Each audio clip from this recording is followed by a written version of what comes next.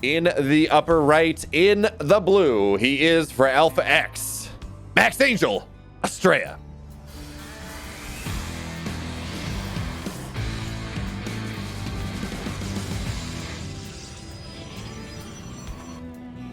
And the bottom left, in the red, he is from South Korea, the former world champion, the Terran player, Byun.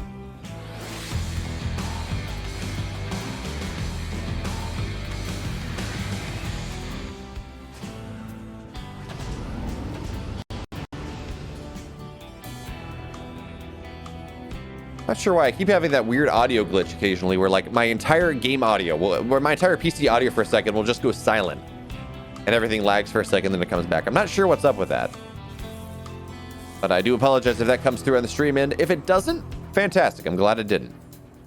But, you know, if it did, I do apologize. What are we going to see here from Byun in this game? Number one, he has more so really, I think, than any other Terran player. He has more discreet ways of playing TVP. Right, he has his 3 racks build, which is something he kind of felt like he single-handedly forced back into the meta. I mean, yeah, we saw other players do it, but it really felt like it was Byun leading the charge. It really felt like it was Byun who was kind of convincing Terrans that yes, there is some merit to this, and kind of refining it, because there was a while where he was doing it and it was just dying every time, not getting anything done. But at this point, it feels like the build has been refined just enough that Byun is able to do this whenever he wants. And even if he doesn't get a lot of damage done, he's able to be in a decent enough spot that he can go into the mid game and be fine. Of course, that's not the only build he'll go for. He'll go for a 2 racks with a 250, or excuse me, a 220 third base. Very odd, but no, he's going for the Gumiho idea. This is something that we first started to see Gumiho do when he came back from military, where you go and you do non-proxied concussive shell marauders. This adept is going to get the Reaper for free. Already Astrea looking good here in this game number 1. Now, of course, we can talk about server ping disadvantage all we want. This is on NA, and Byun did not qualify through the Korean qualifiers. So, you know what? At a certain point, that's just the way it is. But concussive shells are going to be done in 10 seconds, which means this adept, unless it gets recalled, is going to be a dead adept indeed if the Marauder gets the tag off, which it should be able to do so. There we go. Marauder will be shown, and now the adept is going to try to run it out. Of course, the shade does not get slowed when it starts like that. So actually it looks like the adept will be able to get out just well enough here. And that reveal, the big reveal of the Marauder, trying to kill off the adept, trying to kill off the offensive units that Astrea has on the map, it's not there anymore. It's gone. It's in the dirt. Or I guess the reveal is the Marauders are still alive.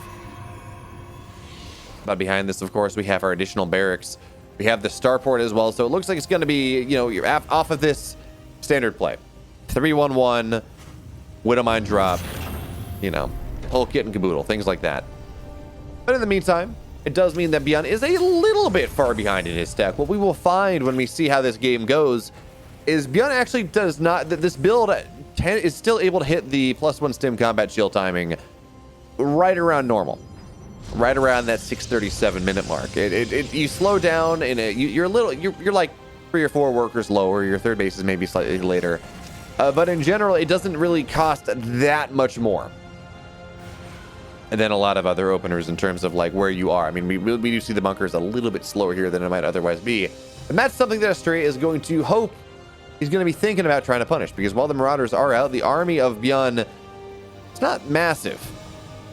And Blink will be done soon. Wait, how many gateways does Astrea have right now? So this is 3-gate Blink, but he is going to commit to it a little bit more than Protoss players are wanting to do here in 2021. You know, for a while, 3-gate Blink was with a Warp Prism almost by default. You would go get it, you would put pressure on, you would try to kill your opponent, whatever. It was great. And then Protoss players started to realize that even with a 3-gate Blink, breaking a Terran player, the Terran build meta really kind of adapted to that, and they were prepared for it. Bunkers were in the right spots. But in a game like this, where Byun has kind of committed to things just a little bit slower. By the way, stim is done rather soon. So if Astrea's going to be able to jump on, I don't think he gets stim. I noticed the army is right there, so it's going to be very difficult need for him to get on top of this. If he's able to delay stim, that's going to be massive. But he will get the reactor here on the starport. So it's only actually he's not. I say it's going to be only 1 medevac popping out at a time. But well, there we have that. As 3 workers will go down. Astrea blinks and he blinks out. He loses no stalkers. And now the Widowmine drop. is not going in yet. Okay, Stalkers are home. The Warp Prism is still here, so 4 Stalkers are going to be able to blink or actually get dropped into the main base here. Start to kill off SCVs one by one. And the army of Astrea is home in time to deal with the Widow Mines. In fact, the Stalker here is going to be a fantastic early warning system. But, oh. Astrea, is he going to find it? No, just barely. He's not. I think he's going to get like one shot off with a Stalker, maybe. Not even. But the Widow Mine drop from Byun has been wholly thwarted. Absolutely unsuccessful in this game number 1. And in a game where the Protoss player has been able to get a third base, it's a late third base, to be fair. One of the downsides of committing to it, and, you know, also having to be safe because Byun has gone for an aggressive mill, but, you know, third base is still going to be 30 seconds, 45 seconds faster than the third base of Byun.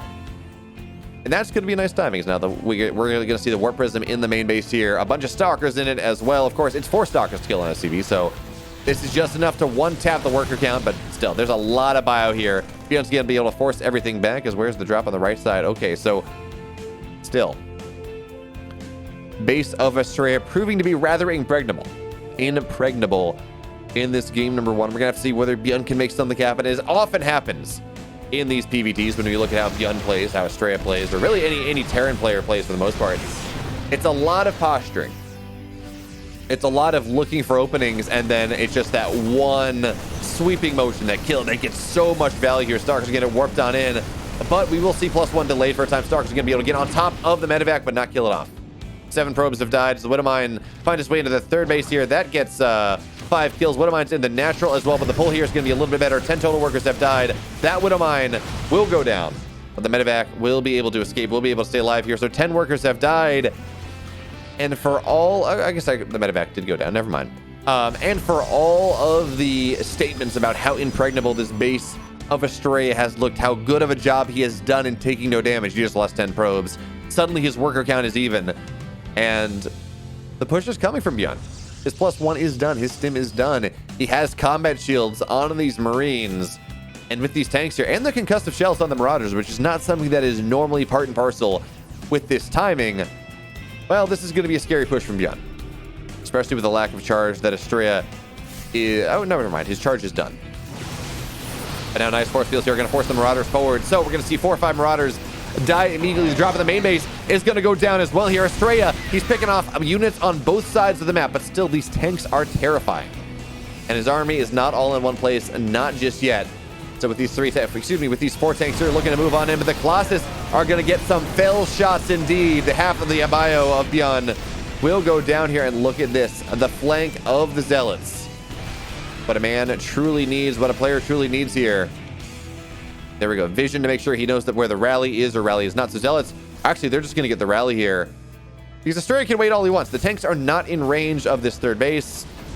Astrea's going to be pretty happy with that. In fact, these Zealots have a chance to get on the third base of Byun as well, but they will not. And the entire army of Byun has been forced back for the cost of 500 minerals for 5 Zealots that, of course, they have found some value in and of themselves, on top of forcing the pushback. So Astrea, he's going to be very happy with this. I guess the Marine was left at home. And now this gives Astrea time to get his +1 done right now, to get into the Dark Shrine, to take his 4th base eventually, to go out. Yeah, they were going up to 6 gas to really start to develop his tech further and further and further, to further establish his foothold on the game, to further establish his vision on the game. That's not to say Byun is out of it, but that timing Byun was looking for was a terrifying one. And Astrea, he held it easily indeed. Now it's Astrea's turn to get active on the map here. He only has 2 Colossus, not at kind of that typical third mark, but that means he can get into Disruptor tech much quicker. It means that he can start to wear away at these tanks, because this is what Byun's doing right now. He's like, okay, my first push got nothing done. I've killed 10 workers over the course of this game, which is something, sure, and it does equalize things. In fact, Byun is up on workers right now, but it's not the end of the world. In fact, you know, Byun has traded worse, so that minor ego lead that we've seen Byun take is just about equal. So on a tempo perspective, Byun, he's going to build a lot of tanks here, just make sure that he can stay alive until it's his time to push again. But with these early disruptors, you can actually get on top of the tanks. Yes, the disruptor range doesn't mean that they outrange tanks, but they can tank enough shots. And they can survive here. Friendly fire actually doing a number on these SCVs. 3 workers will go down in total. Not a lot. just a little bit of something, you know, making sure that Byun is not too comfortable in this game. Now, it's kind of interesting seeing what Astrea is doing here. He's only on 63 workers, and, you know, in part it's because his main base is mined out just a little bit, his natural as well. But he does have this fourth base done, and, okay, so with the fourth base done, he will start to build workers once again. But look how quickly he's going into carriers here. It's 11 minutes in. And instead of going charge lot blink DT or something, Astrea is saying, yeah, time for the capital ships. And that makes me somewhat worried. I mean, this army that he has is scary, but it can absolutely just suffer from, you know, massive tank volleys. I mean, there's 6 tanks on the map right now. And the carriers are not out yet. There's a lot of the supply in Astrea's army right now, wrapped up in things that have not yet been made and things that have not yet been produced. And that is a scary position to be in. Disruptor Shot's going to move on out. Byun looking for the splits. He's not going to get... Well, actually, he will get it here, but a couple ghosts will go down. EMP is on top of the entire army, but hey, you know, a shield battery overcharge was popped to keep things alive. And there is a flanking force technically for Astrea, but it really is more of a run-by force than a flanking force. I wonder if Astrea... I feel like Astrea almost just wants to give this base up, because his tech is not yet on the field. And this is going to be a difficult force to break, but carriers have arrived.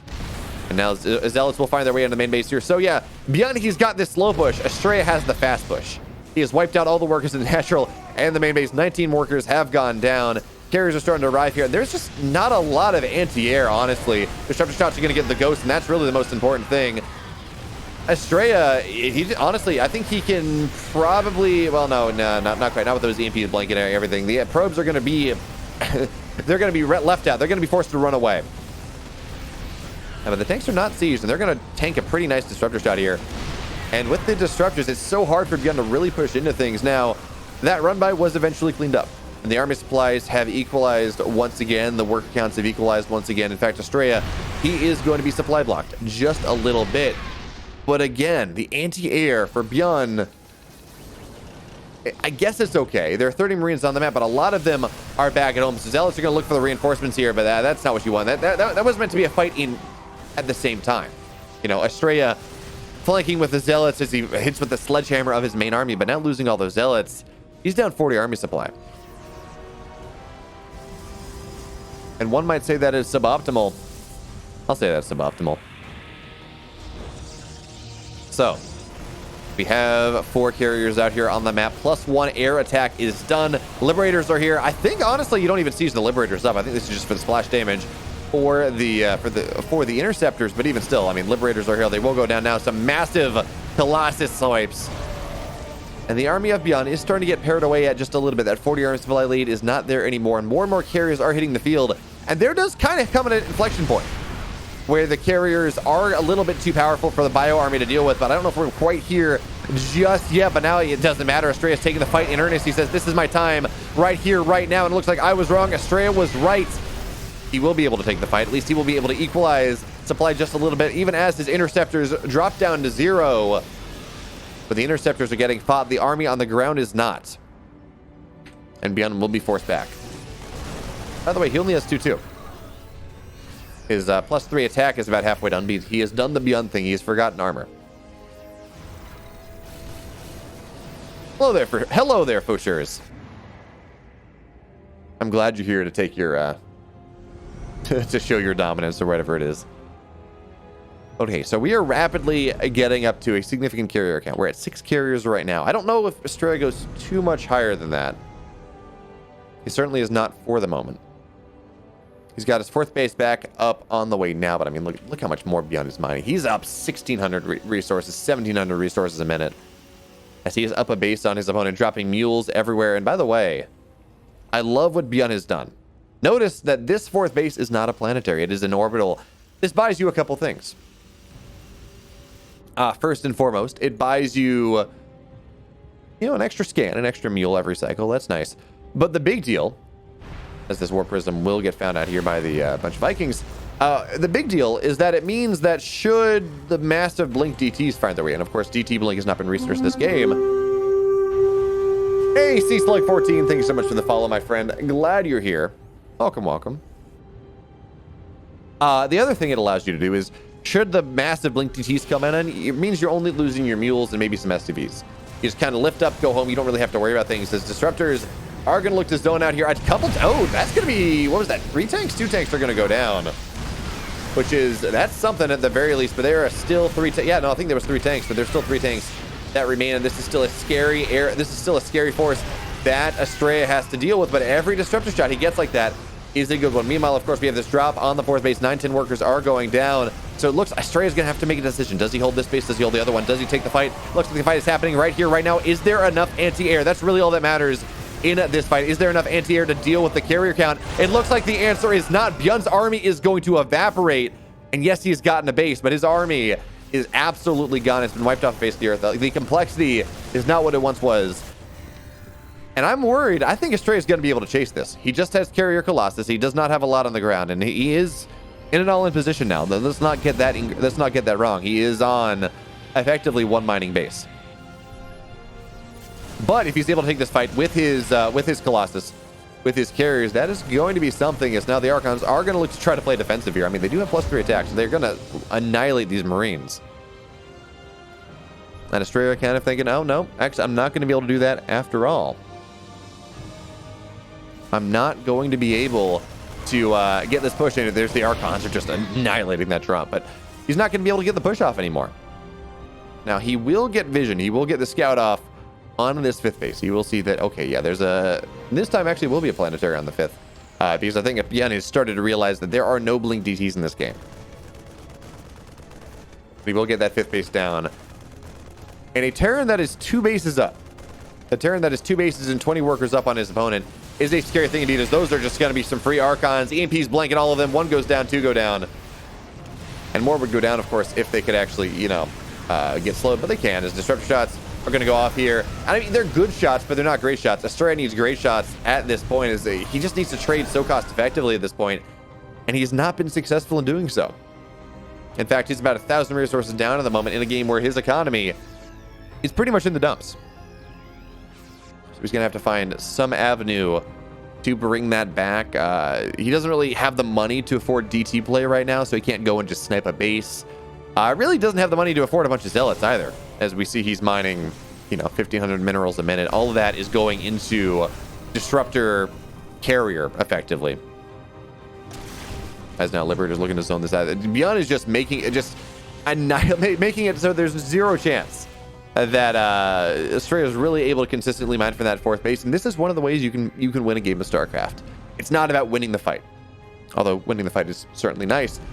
It is all about winning the economy battle. If you can never allow your opponent to take a 4th base, eventually they're going to be mined out here. So now Byun, he is, for now, he's still got to be a little careful, because this army is very vulnerable to a couple juicy disruptor shots. With a scan here, well, Byun does have the positioning. He is able to see when the balls go out, when the glowy balls of death go out, when they don't. And Astrea realizing that, okay, so he only has, well, 3 disruptors with this army, 4 disruptors in total. He doesn't have that 7 that is required to have, like, consistent burst or consistent zoning here. As again, the drop is going to find this base, but at this point, Astrea is kind of okay with losing probes, because I mean, he's mining out this 3rd. He's pretty much mined out his natural. He has mined out his main, so it's not like he needs the 54 workers that he has to mine efficiently.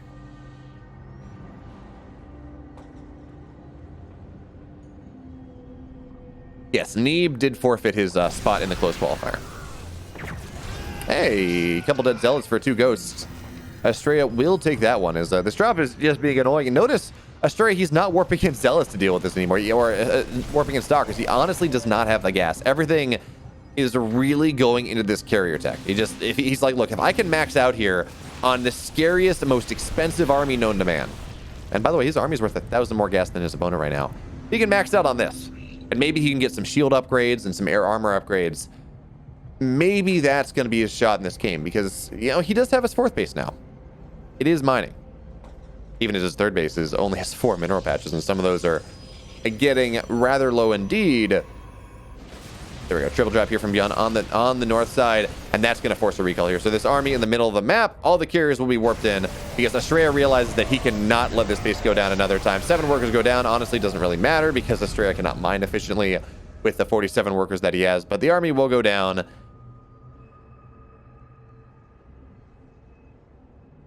Maybe this gives Byun a little bit more license to move on the right side. It's certainly, as these are going to be some dead medevacs here. At least one of them will go down.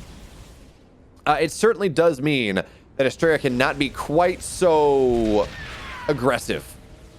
There we go. The medevacs do die on the map as he was previously, because he does not have the benefits of a recall anymore, at least not for another 30 odd seconds.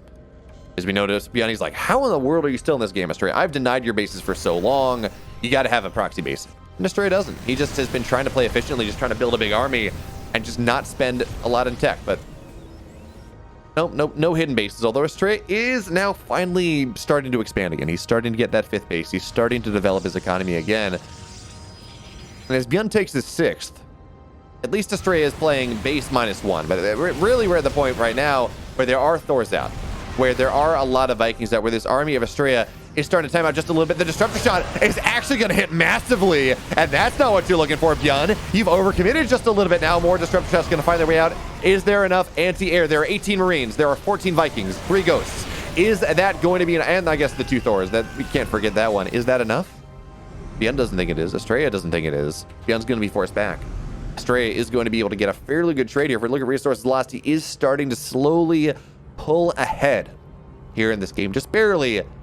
He's starting to do it. He was down 1,000 resources. Now he's up to, and if he can get that number up to like 10,000, maybe it's going to be okay that he's down a base. But of course, we're at the Viking count right now where they can one-shot a carrier, and they just have so much more micro ability, so much more maneuverability, and that's not what you want. So carriers are starting to go down here. Vikings as well. Actually, a lot of Vikings will go down, so no longer are we at that one-shot potential. Still 9 carriers exist on the map. Astrea's army supply equal with Byun's. And if he's going to be able to find his way into this position, maybe he's going to be able to take down a base. And if he takes down this base, he takes down 2, and that really starts to equalize the economy here. And by the way, one of these Thors, very low indeed. Disruptor shots are getting, oh, that's a massive disruptor there. Carriers 1Aing on top of this planetary. It's going to go down. The Vikings are starting to fall. Has Astrea done it? Has he found his opening? Has he found his timing? Because 2 bases are dead. 23 workers have died. We have a drop on the north side. It's going to be a recall getting forced here. Vikings are trying to do what they can, but it's only 1 carrier going down. Astrea, you got to actually kill that army. And that's going to be another dead carrier. But a base has died. And we're at 7 carriers. We're at 4 Vikings, 2 Thors. Astrea getting a little sloppy on the back end, but finding some tremendous value. That drop from Byun kept him in the game. If Astrea had been able to rotate in on the right side, kill this base off as well, get rid of the SCVs there, it's not like Byun has the biggest bank. It's not like Byun has this bank that he needs to really remax and keep going. He just has a better, actually he doesn't even have a better economy right now because, well, this base is close to mining out. This base has mined out. Really, it is a 1 base Terran player at this point, and the carriers are getting position on it. I mean, these carriers do damage incredibly quickly. +3 carriers with a full complement of interceptors. It means this base is dead. Byun is going to try to repair it, but he will be unsuccessful in that endeavor. The missile turret goes down as well, and it feels like Astrea has found his footing. 24 minutes into this game, in a game that he has not been allowed to mine pretty much for the last 10 minutes. Not nearly at the level that his opponent has. Byun is mining off of 4 mineral patches. Yeah, he's going to go move, and he's going to move his main on over to this prospective base. So he's going to start mining again, but Astrea is up army supply with a more powerful, more expensive army. It is 1,300, 1,600 gas more expensive. It is 2,200 minerals more expensive. So even if we just discount the army supply lead, this is a game-ending army for Astrea, assuming he's allowed to ever fight the army of Byun. Because here's what Byun's doing. He says, look, I can't take this fight anymore. I'm going to go counterattack. But of course, Astrea doesn't care about this base as much anymore. It's on only 4 mineral patches. It's kind of running out of money. So as long as he doesn't lose the base that he's actually mining from, or this, oh, I love it. He's like, okay, I got a little bit of money here. Let me expand over the entire bottom side. Taking a page out of the King of Battle show match just a little bit. You have a little bit of money, you put Nexus down. Exponential growth.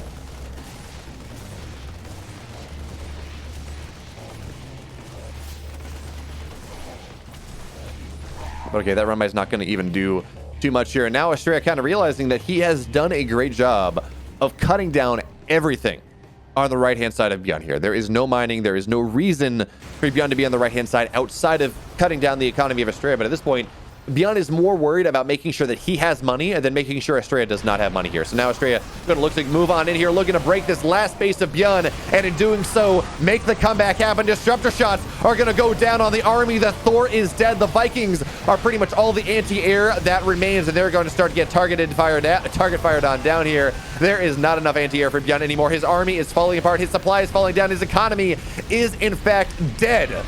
Deader than a doornail, and Byun is out of this game. GG Astrea making the comeback happen. He takes game 1. So game number 1 was a lot of Byun being in the lead and a little bit of Astrea winning the game. Yeah, pretty much there, Kabuki. Well, we'll give him that after game 2 if he wins it. Right now, it's just, he has to go and stretch and just decompress from how crazy that comeback was, because make no mistake about it, folks, when a Pro-Toss player is down 2 bases or even down a base on a Terran and taking damage all over the map, that is not a game that they win. 99 games out of 100, that is not a game that Astrea should win. But he took some really good fights. He got some really big disruptor shots that knocked down enough anti-air that the carriers could take the rest of the game. And at that point, well, he was able to break the economy. Byun never really built himself a bank. He was always trading. I mean, as you should do if you have the economic lead. If you can trade evenly or even just a little bit inferiorly against an opponent when you're up a base, when you're up 1,600, 1,700 resources a minute, eventually you're going to win that game. But Astrea was just able to keep building that army, and, you know, he wasn't losing supply even as he was losing resources. You know, losing a lot of interceptors, it's money, but as long as you have the carrier, it's going to be a little bit better for you. And eventually Astrea found his 1 fight, and he turned it into 2 fights, turned it into 3 fights.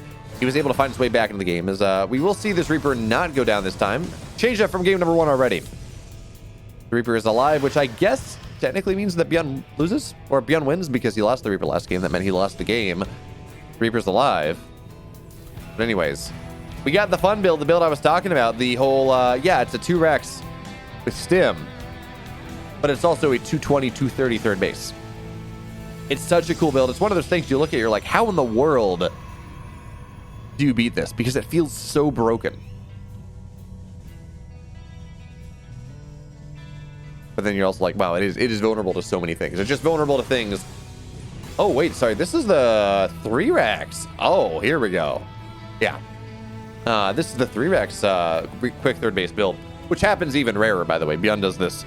He does the 2 Rex, 3 base build like 1 out of every 20 games, maybe. He does this build like 1 out of every 40 or something.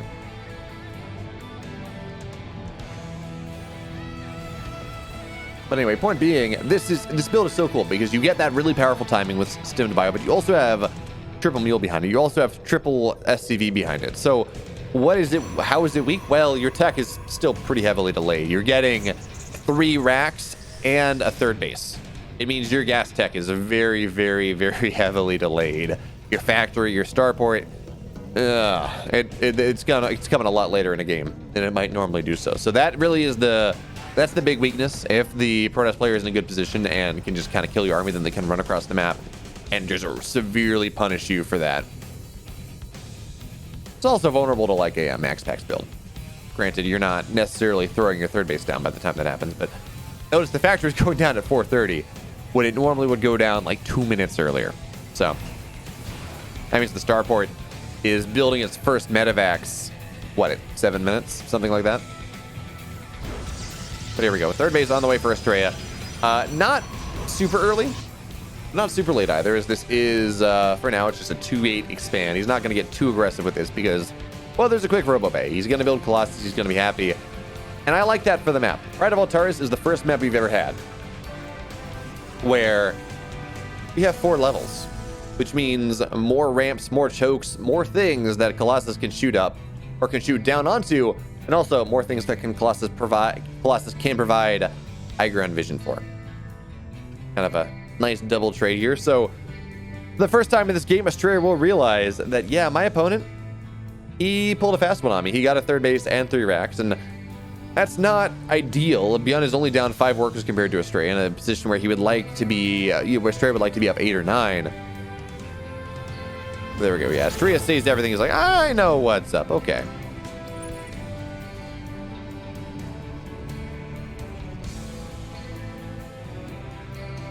But it does mean Astrea, his tech's going to be a little bit faster than Byun's, and that is something.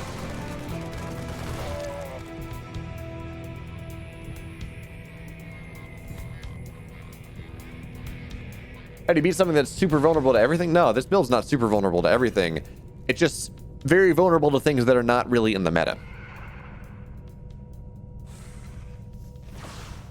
But if we just have players doing, standard meta safe expands like Astrea did in this game, Byun has everything he could possibly want. He's got his +1 done, concussive shells are finishing, combat shields are done. He's down, 4 workers, 5 workers on a Protoss player that has chrono. And really the only things that he's missing are his medevacs, and they're popping out right now at 6:30. Hey, Sirky Borka. Glad you're here. I think I said your name right. I did my best. But now it's time for the move out here. Beyond the medevacs are done, the tanks are here. That being said, I mean, he is getting +1 armor, so... But yeah, there we go. Time for the move out. So if Astrea can position himself properly, it's going to be very difficult for Byun to get up a ramp. With the Colossus that we already have 2 of, disruptors are popping out as well. Extended Thermal Lance is going to be done by the time, well, maybe just slightly after the army of Byun is coming across the map, but we do have charge. And there we go. The army of Byun moving on forward. Extended Thermal Lance done in 10 seconds. So right now, the Marauders, they share range with these Colossus, but those force fields are going to be fantastic. Your second level of force fields, Colossus microing backwards. They're not going down here, but also, Byun's not losing too much from that push. Even still, Astrea, he's brought the army supply gap to within 10, which means he's very happy about this. Generally, when you see a Terran push like this, when you're like, okay, is this going to find value on the straight up push? Not when we're talking about drops, something like that. It is when it's like +20, +25. So with only the 1 tank here, Byun not really going to be able to push into this all that easily, and disruptors are out now. Archons are popping out. 2-1 is on the way. Astrea, he has survived the first swell of Terran aggression. Not the last, but certainly the first. What I'm very curious about, by the way, when Byun looks to take his 4th, does he take the gold? I mean, that's a very strong position that you can rally through.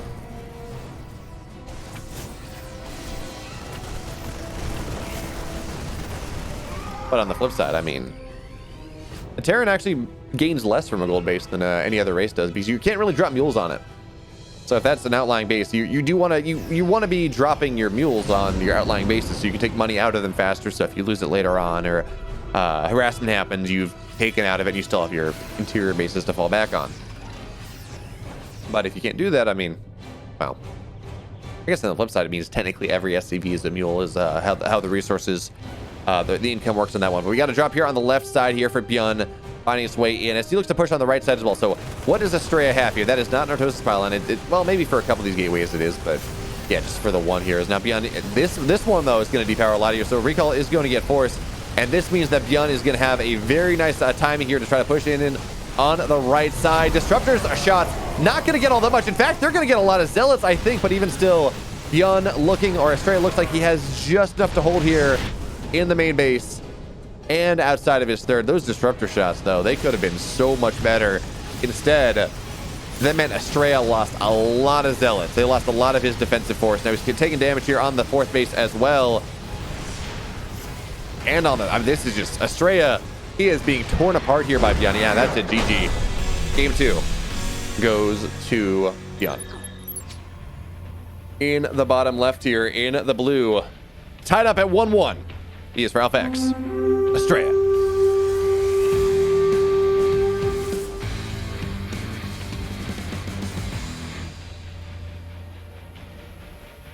And in the upper right, in the red, building as many barracks as he built command centers, at least in the early game, is Byun.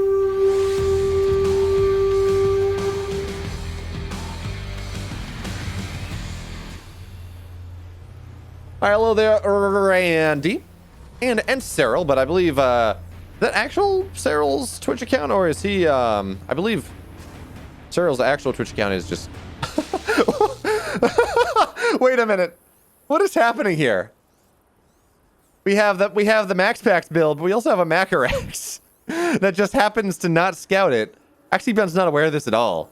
This is not good. SCV ready. This is a big problem. That's not what you want. Like you if you're dealing with a Max Packs build like this, you want to have your unit, you want to have your structures in your main base, right? Because that means that there's a wall. Although I guess the factory's there, so that's fine. But it also means that, yeah, no, it's not actually. He's going to block it off. This is actually so disastrous here for Byun. Zealots are going, yeah, they're just going to get chronoed in. They're not going to get pulled off here. There we go. There's the cancel. Does Byun capitalize? Oh, he does. Astrea tried so hard. He got so far, but in the end, it didn't really matter. Nothing will be delayed here. Bunker on the high ground. And from disaster comes Sweet Sucker. And everything that Astrea has been trying to do in this game will be unsuccessful, at least for now. Maybe with the stalkers that pop out after this, once the Cyber Core is done. Oh, the Zealot managed to out-juke. But also there's no production at home, so the Zealot will have to probably be recalled. Or this Reaper will just find, well, annoyance at the very least. But there will be a shield battery, so it's going to keep the Reaper at bay for a time, but it's not well placed. So the Reaper can find value on the right side. And by the way, the shield battery is not done for a while, so even if we talk about the shield battery keeping things alive from the Reaper, it only matters so much when the shield battery is alive. Now Zealot here is up on the high ground. It's going to tank its life for the cause as the Widowmine will go down. There we go. There we go. Now there's the shield battery up. Of course, Reaper can still kill through shield battery because, you know, well, it has only so much energy. And the Stalkers are forced. Oh, yeah. Okay, Astrea is actually going to move out with that because, I mean, at this point, you need to find something. Yes, your natural is faster, but you're not going to be able to. The Widowmines are in constant production. This has not worked out for Astrea in the slightest. To build a situation that looked like it was going to be very good for Astrea, you know, between having access to... there we go. Stalker will get the last shot. You know, between Byun's production being on the map and the wall being delayed and all that, it was looking so good there for Astrea. But Byun, he gets the wall up after all. Well, I think the Stalker is going to find the Widowmine, is going to find this drop. Yep, there we go. Okay, so the drop will get found out. Astrea will be aware of what's happening. So the Stalker is going to have to go home here. But actually, wait, are we going to... Oh... Anyway, Reaper would just find its way into the natural. More and more workers will go down because who builds a second Reaper in a game like this? Doesn't make much sense, but for Byun, it does here because Byun, the Lord and Master Reapers, is going to find their way into the main base. 2 workers, of course, have died in the natural. Astrea is not pulling his probes until the very last minute. That's not going to be... yeah, this is GG. 11 workers have died. Astrea down 2 workers at this point. He's going to have to find so much value with this push. And honestly, I don't think he's going to be able to. Especially now with tanks here on the high ground, Banshees popping out. No cloak, of course. Still with Banshees popping out. I mean, this is... If Astrea wins this game, he's either going to have to go and kill his opponent right with this push, right with this rev up.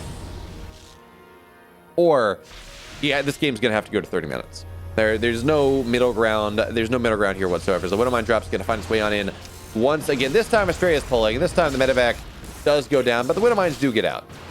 And we're going to see them go all over the place here, just trying to find as much value as they can. 2 more workers will go down. Put them on the high ground as well. There we go. So 3 workers have died.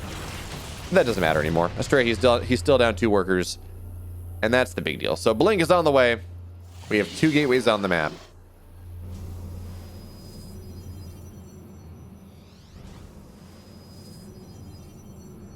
And Byun is starting to swarm.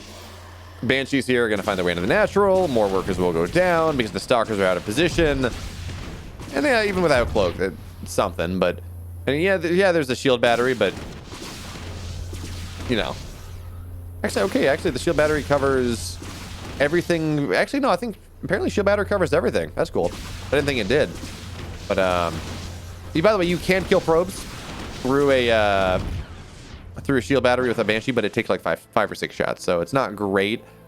And certainly, you know, if you're left to sit there, you can kill it, but otherwise, it takes 5 or 6 shots. Now the tanks are here. Now the Stalkers, they don't have blink yet, but now they do.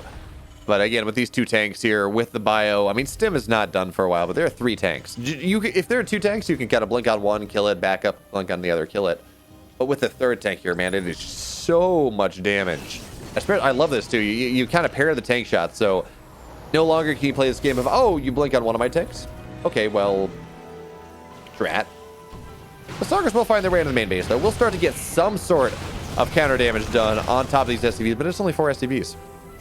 Astrea has a 4-worker lead in a situation where you would like to have much more here, and now Liberator is finding damage as well. The Banshee is just going to sacrifice itself and get a Stalker. Kill a couple more workers, and again, the worker count, it equalizes. I admire the temerity. I admire the strength of character that Astrea is just trying to pull through in this game. But I don't know what the win condition is for Astrea anymore. It's got a lot of paper cut timings. It's a lot of death by 1,000 cuts. A lot of small things that he's gonna have to do. But Byun's army's moving out of the map. It's up 22 of supply. Stim is now done. He's gonna get the observer. Stim is now done. Combat shield's on the way. +1 on the way. There are 3 tanks here. We don't have medevac. Well, we don't have a medevac with this army just yet, but there it is on the right side. So there we go. Stim is done, and it can heal now. It's not like permanent damage like it used to be. So Astrea, he's going to do what he can to try to prevent this army from moving across the map without suffering no losses. He's going to try to harry it as much as he can, but at this point, he can't really do that. Is charge done? Yes, so charge is done. So it's really all going to be on these charge lots, these Immortals, and these Blink Stalkers to try to hold against a far superior force. Have to see whether that is possible. Has Astrea read from the Book of Sun Tzu? Well, actually, Sun Tzu would say, don't take the fight. Try to do something elsewhere. Hope your opponent doesn't kill you. But anyways, it looks like Astrea, he has the one choice here. Is going to try to take this fight. And actually, the tanks are going to go down rather quickly indeed. +1 is not yet done. Combat shield, or until right now, combat shield was not done for the fight either. So Astrea takes a damn good fight for the situation that he is in. And for the moment, Byun's army is pushed back. For the moment, the army supply deficit has been shrunk. And Astrea does have a third base. He is still probing up. Given enough time, Astrea takes like 5 fights of those again. 5 more fights of those. Maybe that's going to be Astrea's path back into this game. But for now, Byun, he says, I don't want to give you the time to fight back in this game. I don't want to give you time to mine from your third base and build more workers and do all that to develop your tech. No, it's time for me to end these shenanigans right here, right now. The Widowmine's going to burrow. Of course, it's only one, and it's underneath a force field, which is kind of interesting there. But notice the Zealots are in hold position. They're afraid of the Widowmine, and certainly while these force fields can kind of keep things back, a nice blink there, Astrea will be able to dodge the Widowmine. And here we go. This is what Sun Tzu would say. Where you're weak appear strong. Where you're strong appear weak. Attack where your opponent's defending. Defend where your opponent is attacking. That's what Astrea is doing. He is doing a pretty good job here of defending thus far. He's forcing Byun back. He's saying, no, you're not allowed to attack into my position anymore. I still have this warp gate. I can still put Zealots in. But now concussive shells are done. It means these Zealots are a little bit easier to kite. But Astrea's starting to equalize this army supply a little bit. He's getting a warp prism out on the map. He may be looking for a counterpunch right now.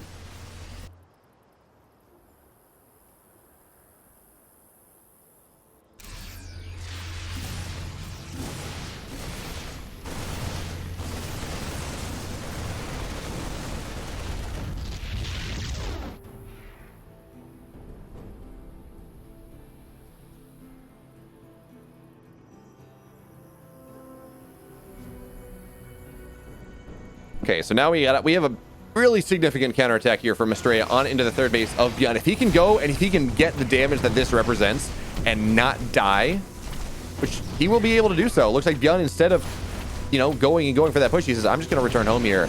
I'm going to go and I'm just want to make sure I don't take too much damage. And we can really see the benefit of upgrades. This 1-1 bio versus 0-0, well, it took so much longer to kill those SCVs than it might otherwise have. But still, Astrea, once again, he's equalized the worker count. He forced Byun back once again. But really, what next? There are no Colossus on the way, no Disruptors. His answer is going to be Storm. His answer is going to be units that do not require upgrades. Units that do not require anything other than spell energy to make something happen, but ghosts are already out of the map. Enhanced shockwaves are done now. It's going to be so difficult to get these High Templars to be in the position where they need to get the drops off without losing all of their energy. But we do have a Warp Prism out on the map somewhere. This drop's going to find its way out. The quad drop into the main base here. Some Zealots are here, and an Immortal is going to pop out. But really, that's just going to be an Immortal popping out to its doom. And there we go. Starkers are going to try to find their way in. And the Robo is dead. The push on the right side is going to start to happen in earnest as well. The Immortal is dead as well. There's just not enough. I mean, this is gateway units down to upgrades. It's not a pretty situation to be in. And now it's time for the push on the right side. Byun, his quad drop in the main base was stopped for a time. Here's the Ghosts are going to move on forward here. EMP. Oh, wait, did that? I have no idea whether the EMP landed before the pickup happened, but still, it's a problem. Yeah, the one storm is there, and it's actually going to be a very, very juicy one. Looks like it's going to be enough to force Byun back for a time, but now the drop in the main base. Is it going to get anything done here? Yeah, Army dropping the high ground on the low ground. Hey, Buckboy, thanks so much for the resub. 8 months now. That's crazy. Now we got the Army on the left as well. Now, I've been talking about Astrea as if he is dead for the last, I don't know, 9 minutes of this game. And I think that has been a fair assessment. Now, look at resources lost. It's not a great spot. Look at economy. Really not a great spot. But remember what Astrea did in game 1? He found where he needed to be. He found the positioning he needed. He found the positioning he needed to find to make sure that he could stay alive, even mining less. He was able to outtrade. Now the big difference here in this game is this is a game that Astrea is down on tech. It's not like, wow, Astrea it has less economy, but you know, he's got a really good army. No, in this game, Astrea doesn't have that. His army is just bad here, but the flanking storm going to come on in. Now, it's not a bunch of Marauders, which doesn't do all that much. They're not actually... I don't think there's one Ghost in that army as the Zealots find their way on into the 4th base. 6 workers do go down. But Byun... Okay. I was going to say it looks like Byun's going to push in this time, but no. Byun, again, reticent to make the killer push happen when he's got this run-by happening. He says, I don't want to be forced... I don't want to lose a game that I have won. Even though, honestly, he probably could afford to lose the 4th base and still be fine. He's like, I don't want to lose a game. If there's a 1% chance I want to make, or if it's a 99% chance I win this game, I want to make it 100%. But Astrea is starting to buy himself windows. If he can get some really good storms off here, if he can go and just, I mean, upgrades don't matter. If he's able to get some massive storms as the flank High Templar coming on in from every position, those force fields are going to be really nice here. High Templar on the right side does not have a storm yet. It has to be, oh, those EMPs are going to blanket everything. But Disruptors are out on the map now, which maybe that's going to be something. Disruptors on the left side here. They will just get target fire down. The storms, are they going to be good enough? It looks like the answer is no. The army supply of Astrea is starting to fall apart. No more splash in this army. No more spell damage. Nothing that can make up for the lack of upgrades, for the lack of oomph. The Robos go down as well. There's nothing left for Astrea in this game. It's going to be one big Disruptor shot. It's only going to kill a Zealot. And now Byun finally having room to move out onto his opponent's side of the map, having room to take advantage of those advantages that he has found so far, so hard in this game number 3. And that is going to be a GG. Byun moves on. Astrea, he's into the lower bracket.